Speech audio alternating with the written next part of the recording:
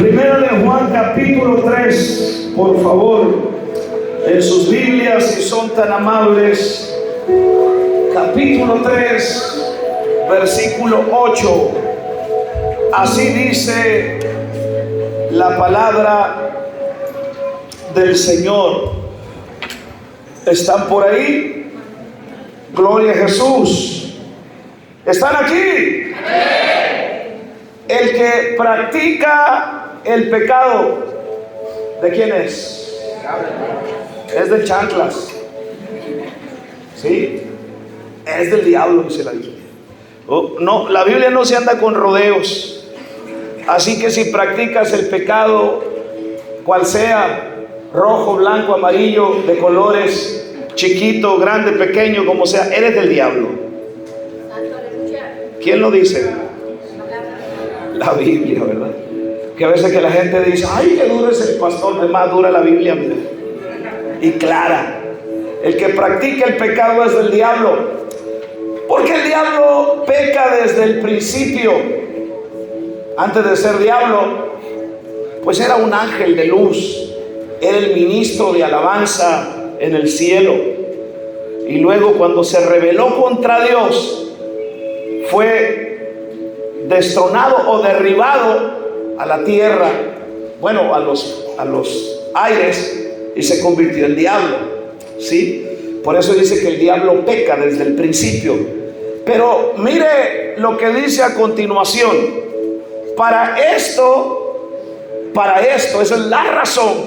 Esta es la razón por lo que el diablo hizo y sigue haciendo. Para esto apareció el Hijo de Dios. Lean todos conmigo. Para deshacer las obras del diablo. ¿Qué es una obra? Una obra es trabajo. ¿Sí? Es una operación. ¿Y cómo trabaja el diablo en la Biblia? La Biblia nos enseña que el diablo no es omnipresente, no es omnisciente, no está en todo lugar, ni tampoco lo sabe todo, porque es un ser creado. ¿Cuántos me escuchan en esta hora? Pero la Biblia nos enseña que cuando el diablo dividió a los ángeles del Señor, se trajo la tercera parte, ellos, y esos ángeles se convirtieron en demonios. Efesios capítulo 6, versículo 12 dice que nuestra lucha no es contra carne ni sangre, sino contra ¿qué? Principados, potestades, gobernadores de las tinieblas, huestes espirituales de maldad que habitan en las regiones celestes, dice la palabra del Señor. Entonces ese es el gobierno jerárquico de Satanás.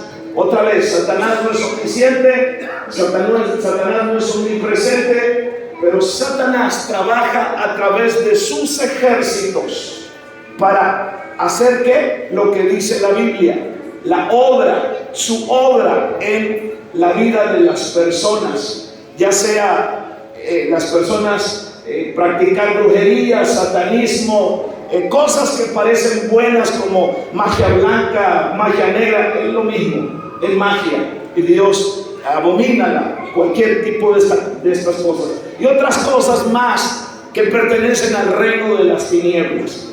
Pero hoy, mis amigos, mis amados, quiero enfocarme en una palabra que he estudiado en la semana y que se la voy a predicar, de cuál es el campo de acción del enemigo en la vida de los creyentes o de las personas. El primer campo de acción en la vida de los creyentes es la mente, lo que piensas, ¿sí? Él no sabe lo que tú piensas, pero Él intuye, Él te investiga, Él te pone a cargo un demonio detective para conocer tu vida desde que naces.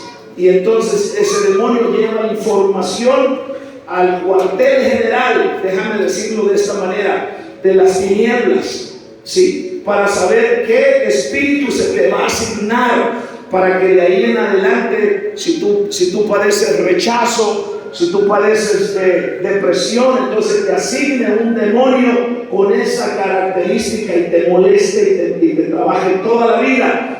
de manera tal que entonces tú digas: yo soy un depresivo, yo soy un alcohólico, yo soy un adicto, jamás voy a dejar de ser un adicto, voy a morir siendo adicto. Todas estas cosas que el enemigo trabaja en la cabeza. Por eso es que esta mañana yo quiero predicarles a ustedes cómo derribar argumentos del enemigo.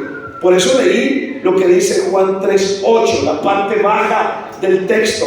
Para eso apareció el Hijo de Dios. ¿Para qué apareció? Para deshacer las obras del diablo. ¿Dónde trabaja el diablo? En lo que mete en tu mente. Yo les he dicho muchas veces, tu mente puede ser el taller de Dios o el taller del diablo. Eso tú lo decides. El taller de Dios o el taller del diablo. Cuando viene una crisis, cuando viene un problema, tú decides cómo tú vas a reaccionar, cómo vas a actuar. ¿Vas a reaccionar en fe o vas a reaccionar con miedo o con aquí me quedé o con no sirvo para nada? Eso tú lo determinas. De acuerdo, tú decides cómo vas a reaccionar. Es entonces cómo te va a ir en la vida y cómo vas a marcar tu futuro, tu destino. Ahora, debemos entender que en el reino invisible, el reino invisible, porque hay un mundo espiritual, este mundo físico se rige por un mundo espiritual, ¿sí? Y en el reino invisible, como les estoy diciendo, hay fuerzas espirituales luchando y batallando contra nosotros. Y Satanás, el diablo, está buscando cualquier argumento que pueda existir en nuestra contra, para que entonces así justificar ante Dios su control sobre la vida del hombre. Por ejemplo, todo pecado que el hombre comete,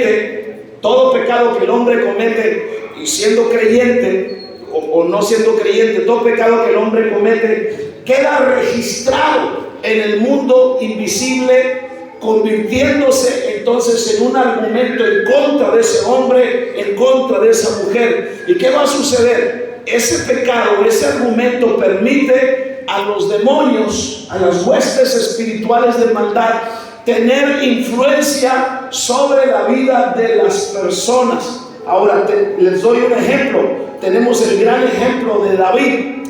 Bien sabemos que David, o los que conocen la Biblia, sabemos que David era el rey de Israel, dice la palabra, y que no hubo otro hombre como él.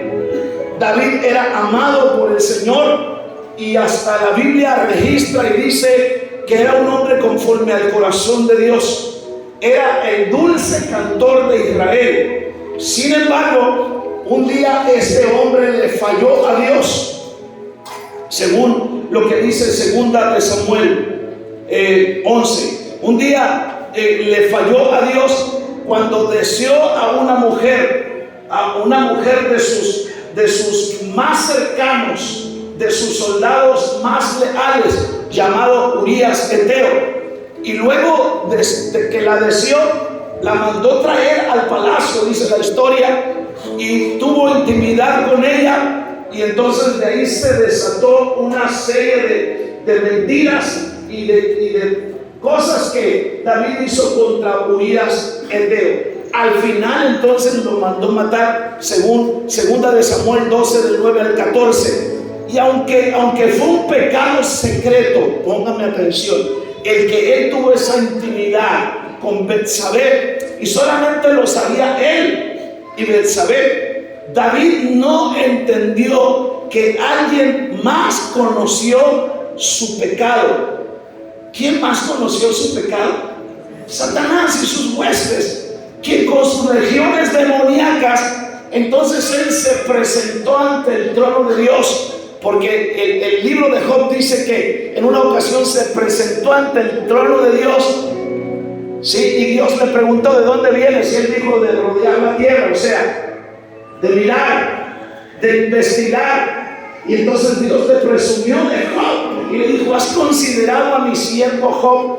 Y el Señor, o Dios, le comienza a hablar de las características de un verdadero hombre de Dios. Y Satanás le dijo: bueno, lo guardas, bueno, estás con él porque todo le das. Y bueno, pero al punto que voy es de lo que está sucediendo con David, ¿sí? de cómo sus legiones demoníacas se presentan ante Dios. Y entonces el pecado de David, dice la Escritura, que provocó que los enemigos del Señor blasfemaran su nombre de una manera agresiva. No solamente el nombre del Señor fue blasfemado desde la perspectiva humana, mirándolo como de los enemigos de Israel, pero en el mundo espiritual, ¿sí? Las huestes de maldad entonces comenzaron a burlarse de la obra de Dios y de David. Ahora, David prácticamente desconocía lo que estaba sucediendo en el campo espiritual, pero Satanás, al presentarse ante Dios, ¿qué pasó? Entonces encontró argumentos para atacarlo en el campo espiritual, no solamente en el campo espiritual, pero en el campo sexual, porque entonces sus hijos hicieron exactamente lo que él hizo, pero con las hermanas y las mujeres. Y por supuesto también ese pecado de David desató un espíritu de violencia en la familia. Fíjense lo que sucede cuando nosotros le damos argumentos al enemigo en el campo espiritual. Los argumentos que le damos al enemigo en el campo espiritual, entonces los vamos a verlos en consecuencia en lo físico, en el área financiera, en el área matrimonial, por prácticas o por argumentos que le dimos a Satanás. Ahora, muchas personas no han querido entender que el pecado, escuche bien, el pecado trae de por sí maldición. Todo pecado que tú cometes, si no te arrepientes, trae maldición. Salomón dijo, Proverbios 26:2, nunca la maldición vendrá sin causa. Toda maldición que viene a tu vida tiene un porqué, una causa. Siempre hay algo que origina el mal en nuestras vidas. Tal vez tus ancestros practicaron algo, sí, por la ignorancia, y entonces tú vienes sufriendo las consecuencias de esas prácticas de tus ancestros. Por ejemplo, en mi familia, por parte de mi papá, yo les he platicado en algunas otras ocasiones, hay una cadena, una estela, una secuencia de adulterio, hasta donde yo me acuerdo. El papá de mi papá era mujeriego, hermano, a más no poder, ¿sí? Todo lo que tomaba de economía, porque eran campesinos, entonces iban y lo invertían en las cantinas con las mujeres. Y mi papá también padeció ese mal, ¿sí? Cuando yo vengo a los caminos del Señor, escúchelo bien, entonces yo comencé a buscar en mi árbol genealógico acerca de mis ancestros, de las maldiciones de mis ancestros, y al entender lo que la palabra de Dios dice, comencé a pedir perdón por los pecados de mis antepasados, y entonces comencé a entender la consecuencia que traía el pecado de mis ancestros, y soy consciente de eso, de esas maldiciones, y hay que renunciar a ellas. ¿Cuántos me escuchan? Por ejemplo, cuando tú ignoras o cuando la gente ignora este tema, hay personas que dicen: yo no me explico por qué tengo crisis financiera, porque la división familiar, o por qué el divorcio en la familia, o por qué la violencia ha estado controlándome. Nadie me puede decir nada y ya estoy encendido, ya quiero pelear. Entonces hay que revisar el árbol genealógico. Ahora, por lo general, los pecados del pasado marcan el camino del futuro, y la única manera de limpiar todo ese pasado de pecado es que no queden en el ambiente ninguno de los argumentos que se levantaron en nuestra contra por lo que practicaron nuestros ancestros o nuestros padres. lo único que cancela definitivamente todos esos argumentos, ¿sabe qué es? Es la obra redentora de Jesús en la cruz del Calvario. Eso es lo único que puede cancelarlo. Ya que Él, cuando Él se entrega a la cruz, ¿qué estaba sucediendo? Lo que estaba sucediendo es que el Señor estaba tomando nuestro lugar de condenación.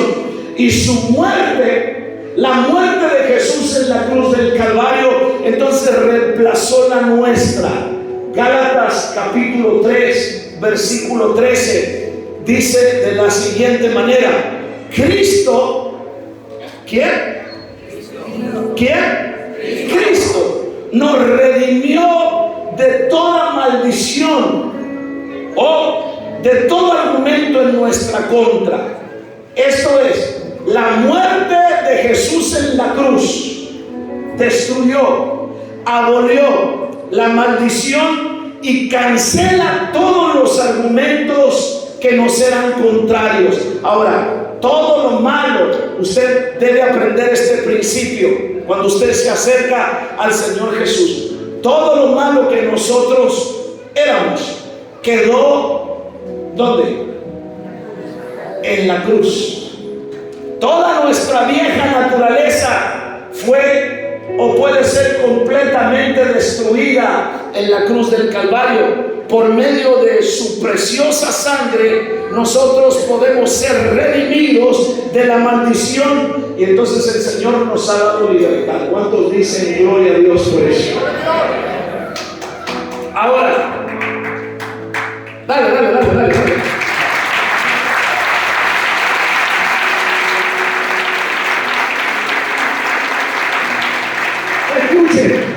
Escuche. Los argumentos entonces son cancelados. Se refiere a todos los argumentos que Satanás tiene o tenía contra nosotros. Todos son cancelados. ¿Dónde? En la cruz del Calvario. ¿Cierto? ¿Dónde trabaja el enemigo? Aquí, en la cabeza.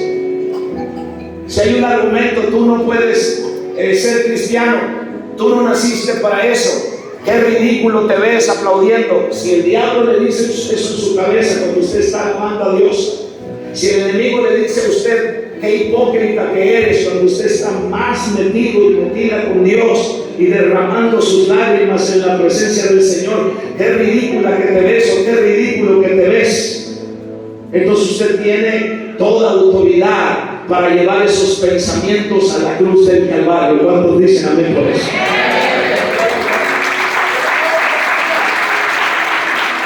Gloria a Dios.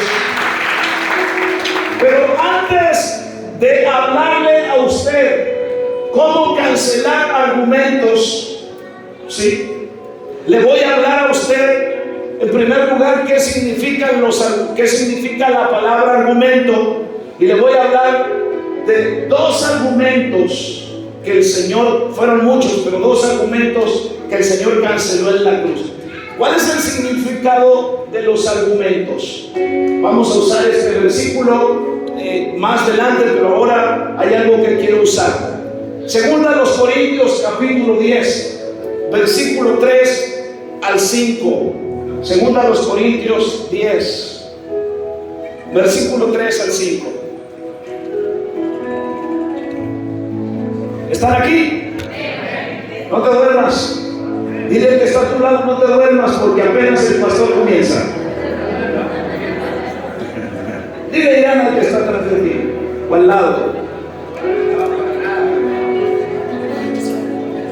Escuche. Segunda a los Corintios 10, 3 al 5. Dice, porque aunque andamos en la carne, no militamos según la carne. O sea, andamos en la carne habla del cuerpo. Somos físicamente hablando. No militamos según la carne. ¿Qué dice? Más adelante.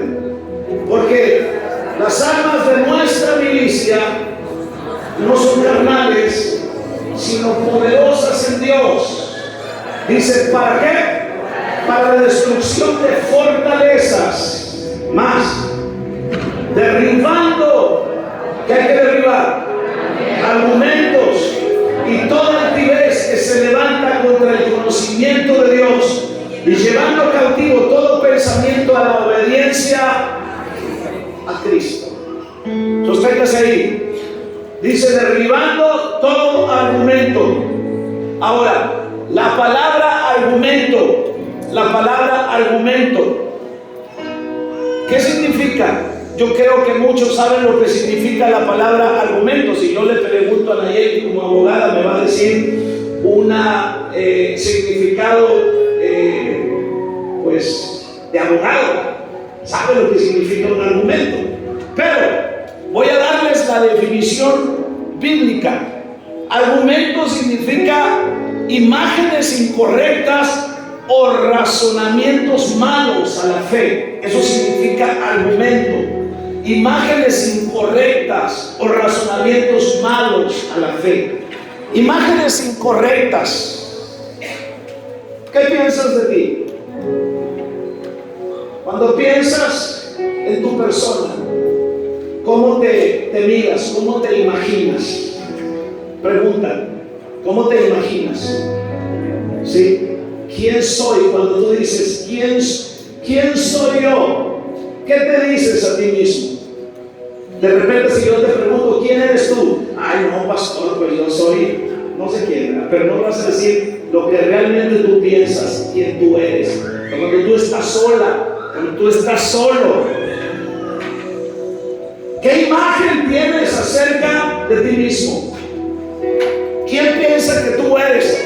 Y de acuerdo a lo que tú te imaginas que eres, yo me he encontrado un montón de personas que tienen una imagen incorrecta de sí misma, y eso les lleva como consecuencia a tener razonamientos incorrectos en cuanto a Dios, en cuanto a lo que creen. Si yo le digo, tú tienes un potencial de ser líder, se asombra, inmediatamente dice, ¿yo? ¿Líder? No creo que pueda suceder eso conmigo. Ya desde ahí me está diciendo que tú tienes una imagen muy incorrecta acerca de ti misma. A ti te dicen, hombre, la verdad que tienes una voz excelente. ¿Yo? ¿Una voz excelente para cantar? No, guácala de pollo. ¿Cuánto me están escuchando?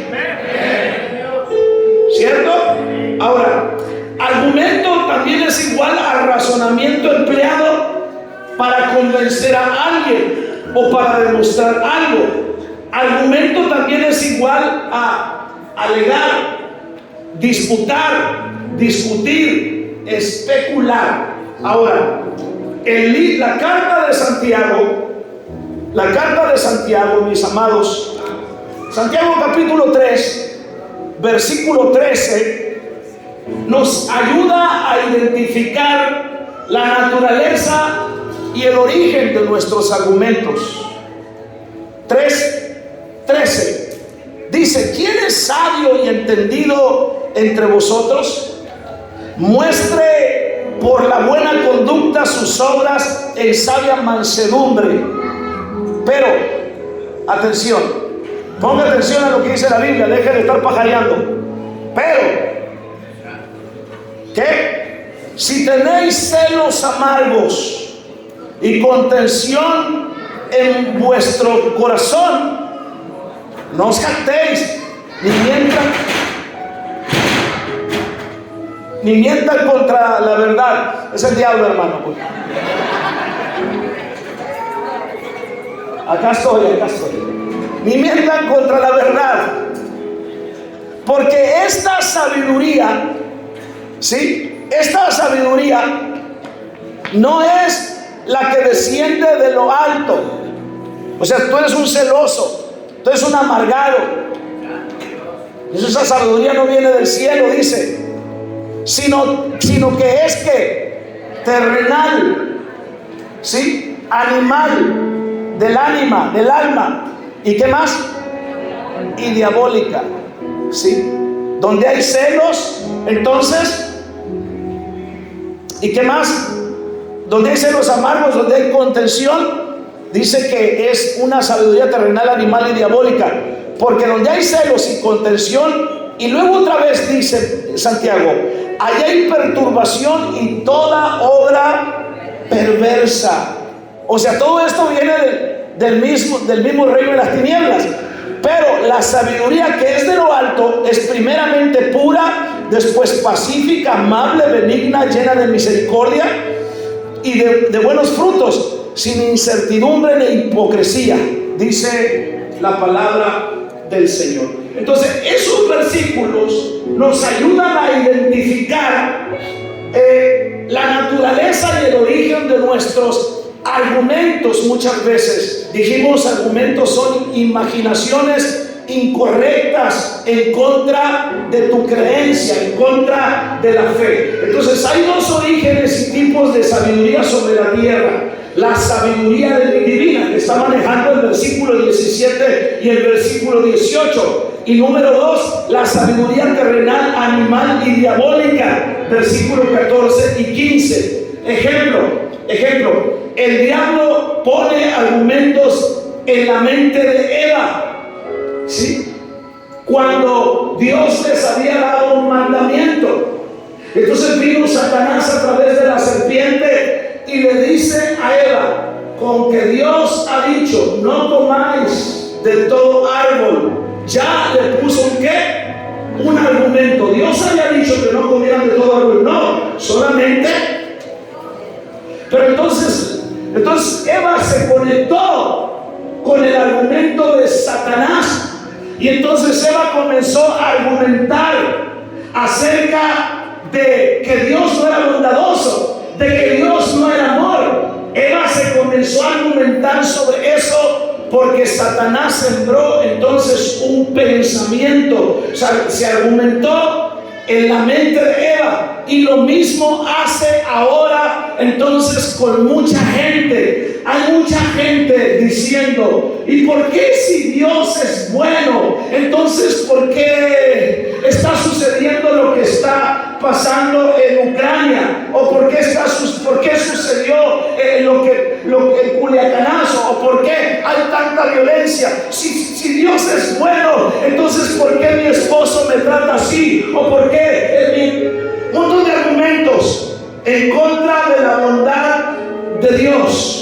Por ejemplo, hay algunos otros en la iglesia que el diablo les ha argumentado, ¿cómo que hay que diezmar? ¿Aló? ¿Están aquí? ¿Para qué dar diezmo? ¿Sí? No, y comienzan a argumentar un montón de cosas. ¿Para qué ir tanto a la iglesia? ¿Cierto? Y no vienen más que el domingo, 1 hora y media, y la hora y media se la pasan dormidos en la silla. ¿Cuántos me están escuchando? ¿Para qué eso de hacer líder? ¿Para qué eso de entrar a la universidad de la vida?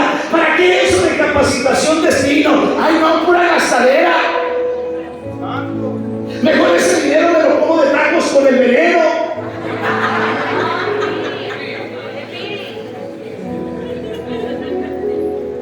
¿Me escuchan?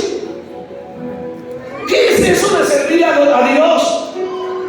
Debemos eliminar de nuestra mente los argumentos de sabiduría terrenal, animal y diabólica. Derribar los argumentos del diablo debemos hacerlo como lo hizo Jesús en la tentación. Lucas 4, del 1 al 13. Satanás vino y le dijo, ¿tienes hambre? Entonces haz que esas piedras se conviertan en pan. Pero entonces Jesús no compró el pensamiento que luego se iba a convertir en argumento en la mente del Señor, y le dijo, no solamente de pan vivirá el hombre. Con la misma escritura, escuche bien, alguien dijo en alguna ocasión, solamente con un pensamiento alto, diga conmigo, solamente con un pensamiento alto podrás vencer un pensamiento bajo. ¿Cierto? ¿Entienden? el punto? No se lo tengo que explicar. Ahora, todo pensamiento que no se alinea con la palabra de Dios puede ser un argumento que dispute el derecho de dirigir su vida. ¿Sí? Todo pensamiento que no se alinee a lo que Dios dice en su palabra, entonces ese pensamiento está tratando de dirigir su vida. Si ahora mismo usted viene con celo, con envidia, si ahora mismo usted viene con un resentimiento, con una tristeza profunda, con un pensamiento de muerte, de suicidio, bueno, eso es lo que le dice el pensamiento. Pero ¿qué le está diciendo la palabra? Hay una disputa, hay una lucha. Entonces usted decide qué pensamiento aceptar, comprar. Y ese pensamiento que usted acepta en su mente y en su corazón, eso es lo que va a dirigir su vida. Aló, ¿están aquí conmigo? Todo pensamiento que no se alinee entonces con la palabra de Dios, hay que tener cuidado con ello. Ahora, obedecer a Cristo es la mejor arma para que los argumentos del reino de las tinieblas no ganen territorio en mi mente. Ahora, déjeme hablarle de algunos cuantos argumentos. Los argumentos, por ejemplo, en cuanto a la redención espiritual. ¿Qué significa la palabra redención? Redención significa liberación de la esclavitud o de la cautividad por el pago de un precio. ¿Qué significa redención? Liberación de la esclavitud o cautividad por el pago de un precio. Esto es, cuando Jesús se sacrifica en la cruz, Jesús muere en la cruz del Calvario, el Señor ahí compró su salvación. Lo único que usted tiene que hacer es venir a Él en arrepentimiento por cualquier pecado, por cualquier pensamiento, por cualquier argumento que Satanás haya centrado en su mente. Y ese argumento, ese pensamiento incorrecto queda completamente destruido en la cruz del Calvario. ¿Cuántos dicen amén por eso? Miren lo que dice la Biblia. Colosenses capítulo 2, versículo 14. Colosenses 2, 14. ¿Están ahí? Téngame paciencia. Dice, anulando ¿qué? El acta ¿de qué? De los decretos que había contra quién. ¿Qué es un acta? Algo que se ha dicho en una reunión, algo que usted ha hablado como testimonio y ahí se escribe. Entonces hay un acta. Todas las cosas que usted y yo hemos practicado, el reino de las tinieblas tiene un acta de lo que usted ha hecho. Decretos contra usted. Un decreto es algo que se ha dicho contra usted, que va a suceder contra usted. Entonces, en la cruz del Calvario dice que el Señor anuló, destruyó, deshizo, hermano, acabó con esa acta de decretos, anulando el acta de decretos que había contra nosotros, que nos era contraria, quitándola del medio y clavándola en la cruz. Podemos decir entonces que los argumentos son decretos que se levantan en el mundo espiritual y frenan tu bendición. Hay una bendición del cielo, hay una bendición de Dios para tu vida, pero entonces Satanás quiere frenar esa bendición. ¿Y qué hizo Jesús entonces para darte esa bendición que el cielo, el Padre, tiene contra ti? Entonces Él se sacrificó por ti, Él murió por ti en una cruz, Él para darte perdón y salvación, porque tu destino era el infierno, es el infierno, es la condenación eterna, pero Él se sacrificó por ti. Él lo hizo por ti y por mí.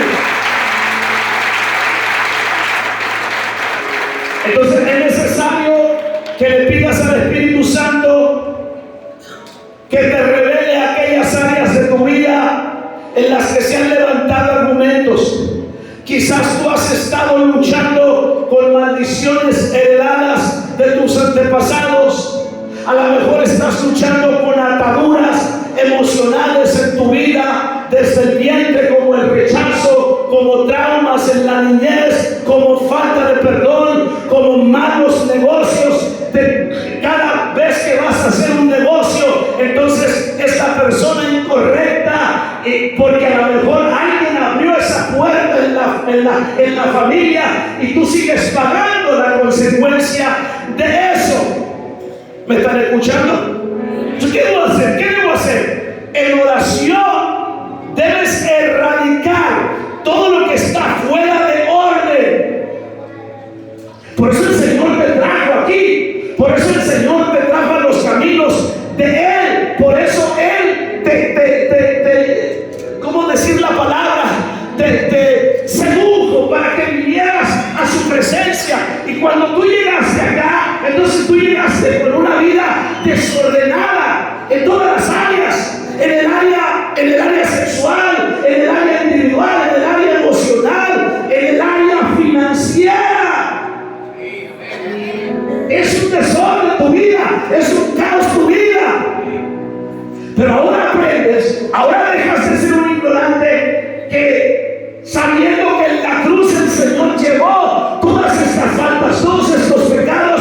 Por eso en oración, escúchelo bien, debo erradicar todo lo que está fuera de orden para experimentar liberación y para que se abran los cielos sobre mi vida a nivel individual y a nivel familiar.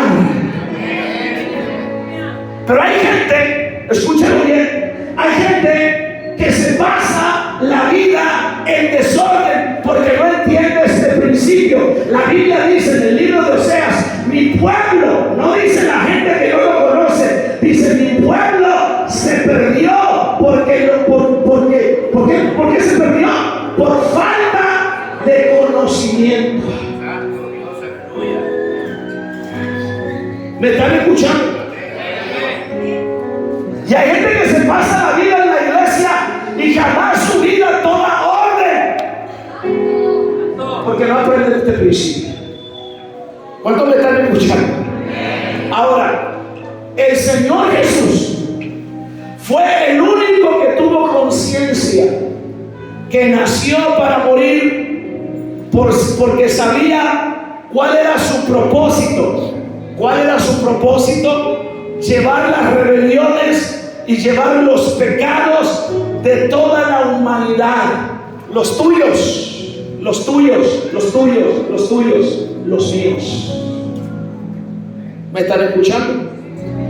Y cuando el enemigo le quiso poner argumentos para que dejara de cumplir su misión, como él sabía, él estaba consciente a lo que había venido. Mire lo que hizo. Mire lo que hizo.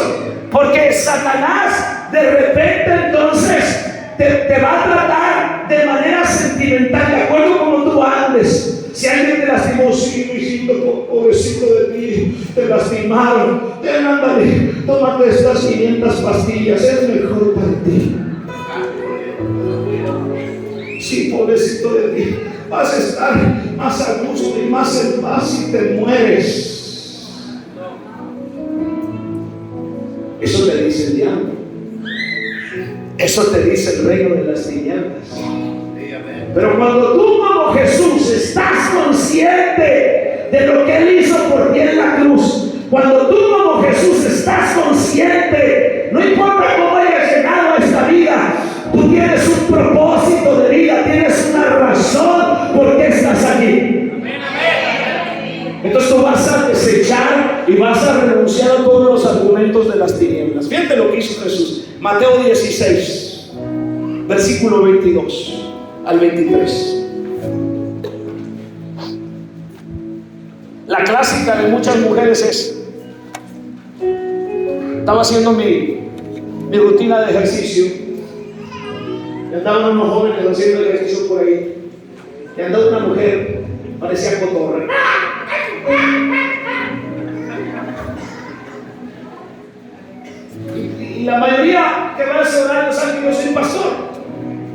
me dice, y ella no sé qué discutía de los hombres. Y luego ella dijo, todos los hombres son iguales.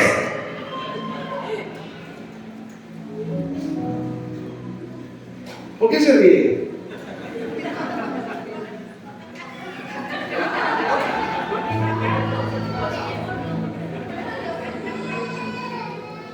Todos los hombres son iguales. Y entonces uno de los muchachos me preguntó, oiga Manuel, ¿es cierto que todos los hombres son iguales?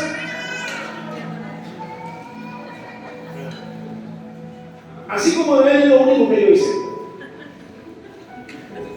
Y él dijo, no todos los hombres son iguales.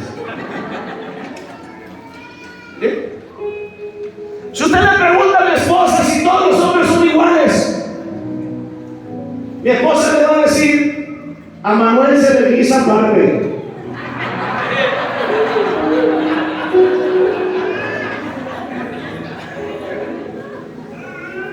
¿Sí o no? No todos los hombres son iguales. Argumentos en la cabeza, de acuerdo les ha ido en la vida. ¿Sí? ¿Me están escuchando? Pero bueno, volviendo al punto, no sé ni por qué les dije eso. Mateo 16, 22 al 23. Entonces Pedro, ¿qué dice? Tomándole aparte, comenzó a reconvenirle diciendo, Señor, ten compasión de ti. En ninguna manera esto te acontezca. ¿De qué les hablaba Jesús? Jesús les hablaba de que iba a ir a la cruz. Y entonces Jesús le respondió. ¿Qué le respondió? Quítate delante de mí, Satanás. ¿Cierto? Usted tiene un propósito sobre esta tierra, hombres. Y muchas veces Satanás le va a presentar, oiga, escúchelo bien, una cara bonita y un cuerpo escultural. ¿Y usted qué va a decir? Venga, chico, acá. ¡Hombres!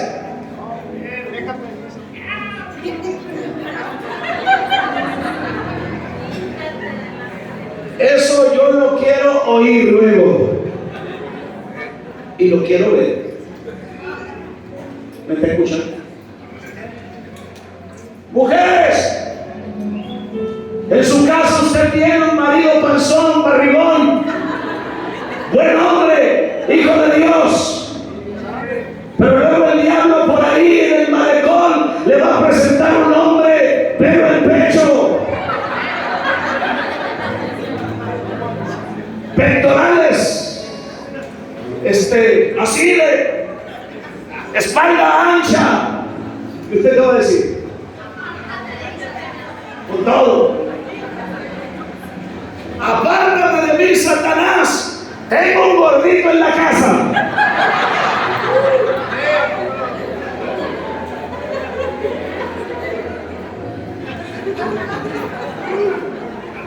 Un gordito rascabarriga en la casa. Usted tiene que entender que tiene un propósito sobre esta tierra, igual que lo hizo Jesús. Jesús no se dejó llevar por los sentimientos. Jesús no se dejó llevar por las palabras como suaves, como que iban a la emoción. Jesús alcanzó a discernir a Satanás en esa situación. Y Satanás muchas veces quiere trabajar con esos argumentos en nuestra cabeza. No había otra manera de que la redención se pudiera llevar a cabo para nosotros si no era a través de su muerte y sacrificio. Por medio de su sangre se restauró nuestra relación con Dios, y entonces ahora tenemos la oportunidad de relacionarnos íntimamente con el Señor. Por eso es importante que como cristianos podamos pedirle a Dios a diario el tener la revelación de la cruz, así como la tuvo el apóstol Pablo, hermanos. Pablo entendió muy bien lo que fue la crucifixión, recibió la revelación de la cruz como ningún otro, y por eso fue el apóstol que centró su mensaje en la redención más que ningún otro apóstol. Por tal motivo, Pablo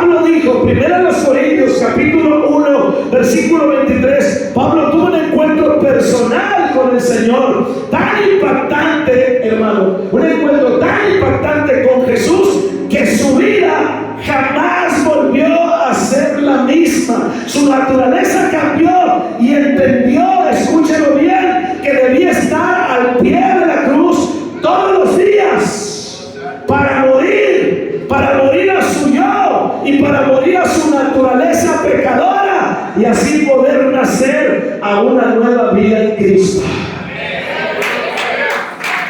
Aleluya.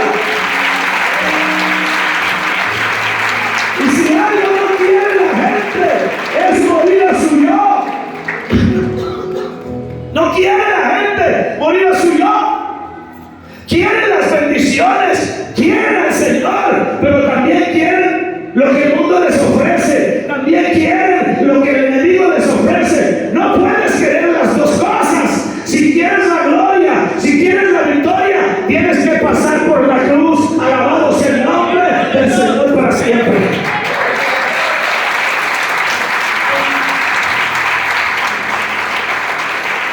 Mira lo que dice Pablo. Pablo dice: con Cristo estoy juntamente crucificado. ¿Con quién está crucificado?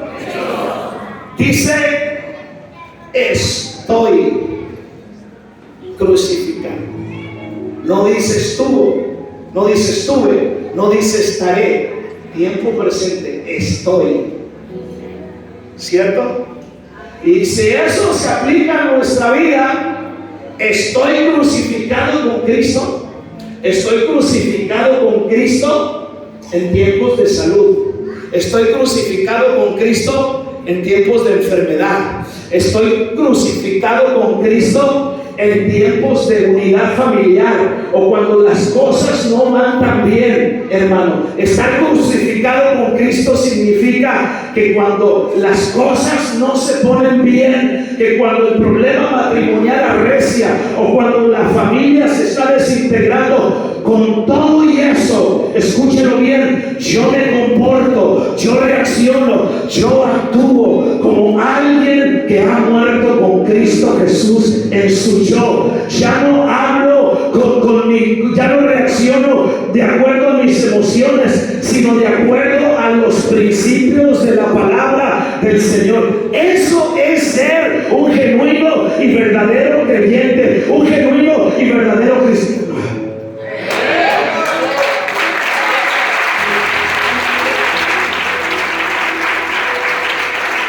Alabe de que vive. Pero déjeme decirle a usted cómo derribo los argumentos, porque los argumentos de las tinieblas trabajan ¿dónde?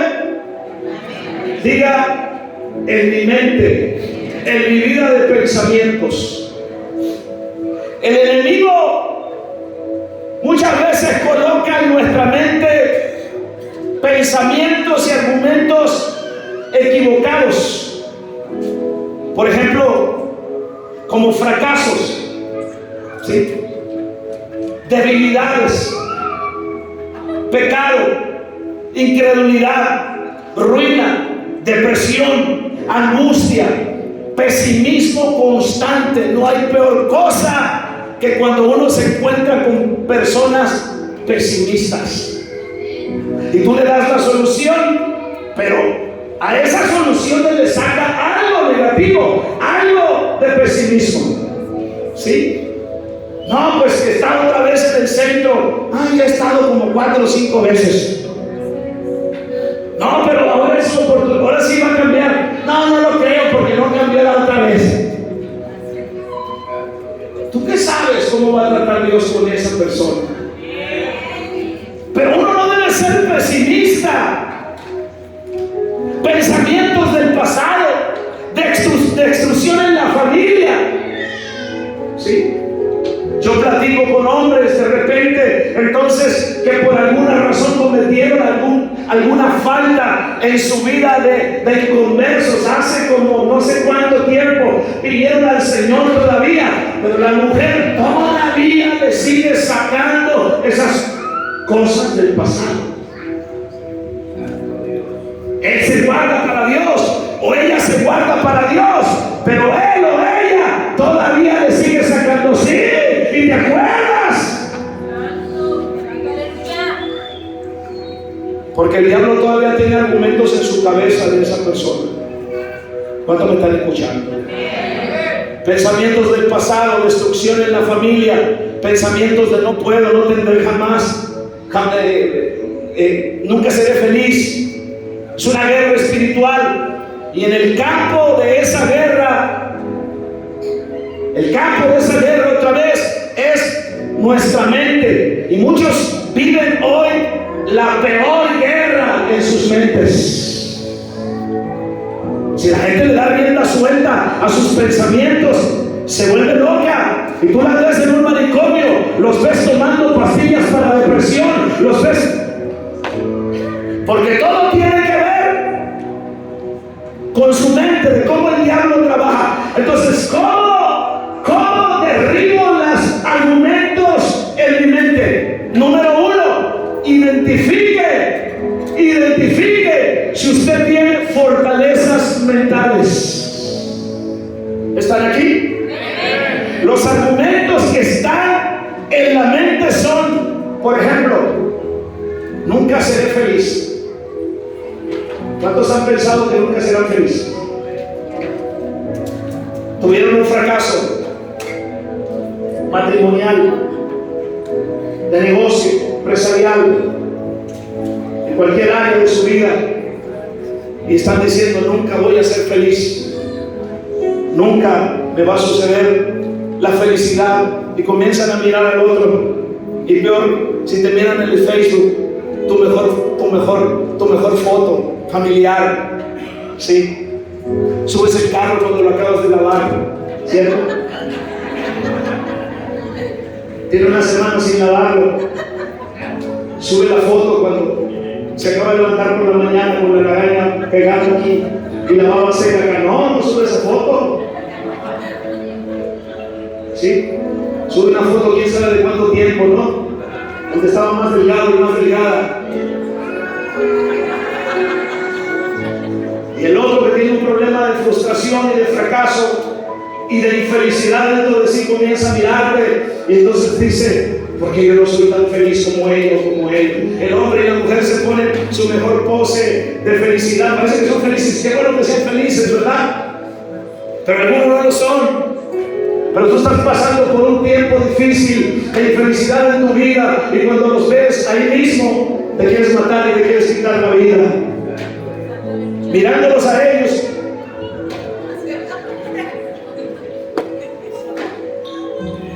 nunca seré feliz, me quedaré soltero, no podré tener hijos.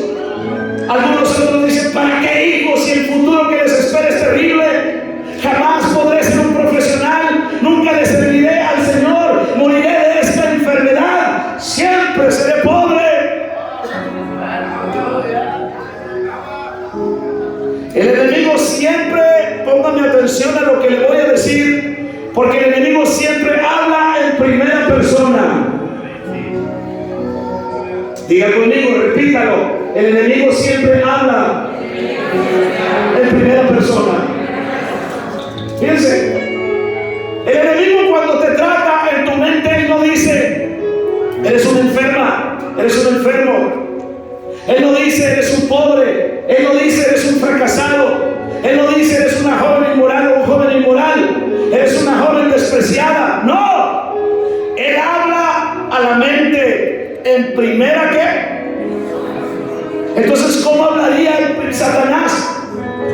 Dice: soy enfermo, soy un pobre fracasado, soy un joven inmoral, soy una joven despreciada. Porque el enemigo habla, se esconde detrás de esa situación en la que tú estás, para que entonces creas que ese pensamiento, para que entonces creas que esa imaginación, para que entonces creas que eso que te estás hablando a ti misma o a ti mismo no viene de parte del reino de las tinieblas, viene de ti mismo, porque el enemigo siempre habla en primera persona, porque esa es su principal arma. Por eso es el acusador. Muchos cristianos viven en la condenación porque creen que en su mente el yo soy pecador, yo soy enfermo, yo soy pobre, yo soy infeliz, yo soy el más despreciado. Entre más piensen yo soy el peor, su vida entonces será un caos. Hoy, escúchenlo bien, hoy cada uno de ustedes que me está escuchando, cada uno de los que están aquí, hoy usted puede ser libre de todos esos argumentos, de todas esas fortalezas mentales. Nosotros podemos vencer esta guerra, hermano, amigo, escúchenlo bien, porque ya Jesús la ganó en la cruz del Calvario. El acta de los secretos que era contrario a usted, Él ya la clavó en la cruz.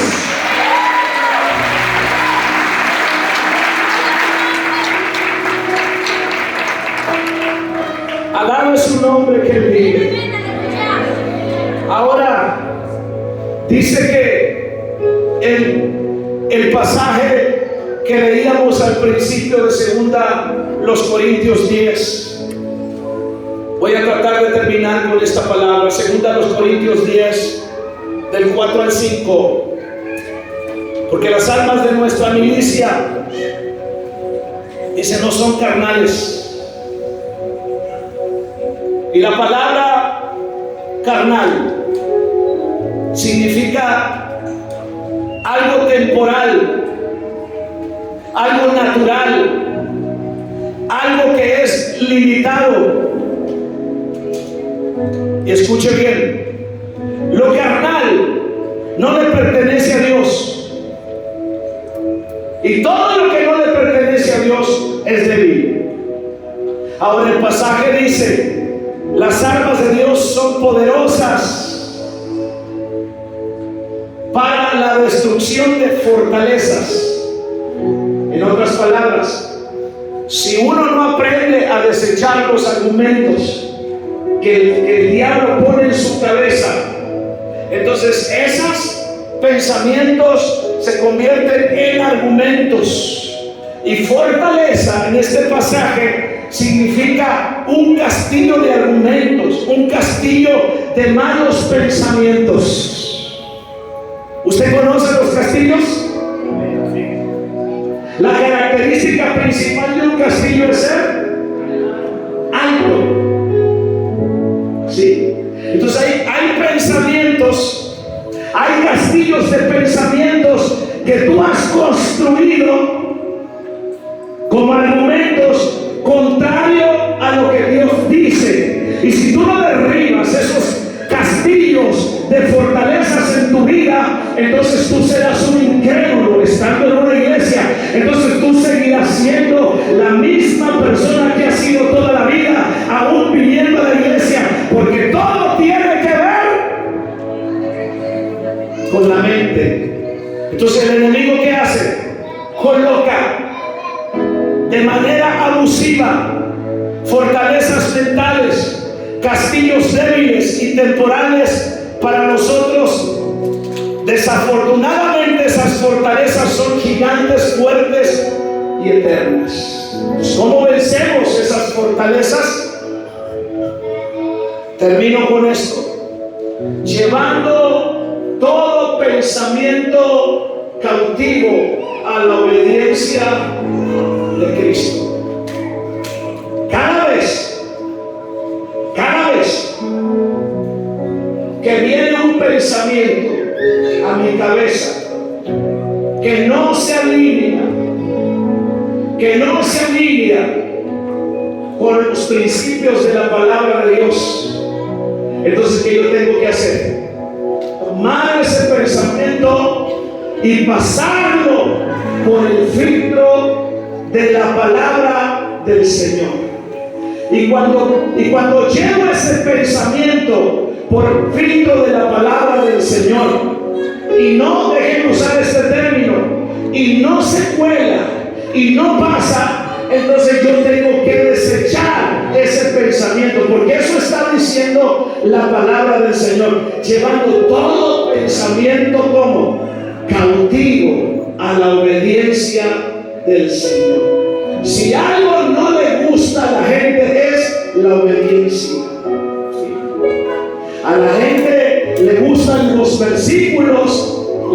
los versículos que se le acomoden a la situación por la que está viviendo. A la gente le gustan los versículos que solamente le digan cosas bonitas, pero no le gustan los versículos que le confronten. No le gustan las historias de la Biblia que le digan la verdad en la cara. Entonces ellos dicen: no, esto no es para mí, esto es para el Pablo. ¿Cuánto me escuchan?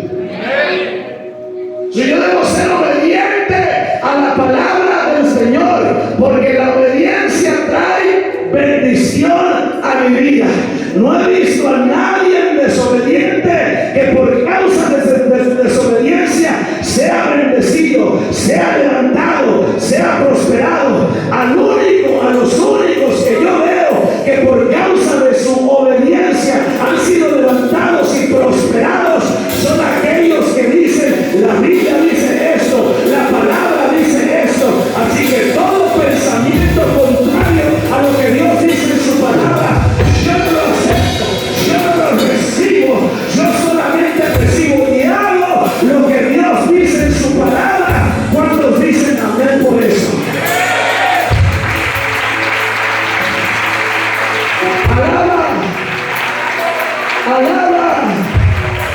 Alaba la gloria del Señor en esta hora. La clave, entonces, para ser liberado de los argumentos es estar ocupados mirando a Cristo, mirando su gloria. Segunda a los Corintios 3:18. Dice la Biblia: por tanto nosotros todos, mirando a cara como descubierta, como en un espejo, la gloria del Señor, ¿qué pasa? ¿Qué sucede? Somos transformados de gloria en gloria, en la misma imagen como por el Espíritu del Señor. Mis amados, amigos, hermanos, hay poder ver y reflejar la gloria del Señor. El Señor nos hace más y más parecidos a la medida que somos transformados en la gloria de su imagen. No somos transformados por nuestras fuerzas, sino por el poder del Espíritu Santo. El Espíritu Santo quiere que contemplemos a Cristo, que nuestros pensamientos sean sometidos a la obediencia de Cristo. ¿Cómo estás viviendo? ¿Qué haces con tus pensamientos? Hay gente que es tan impulsiva, tiene un pensamiento X, le brinca la cabeza y hace lo que le viene a la cabeza, sin antes, hermano, poner por obra la palabra del Señor. ¿Cuántos me están escuchando en esta hora?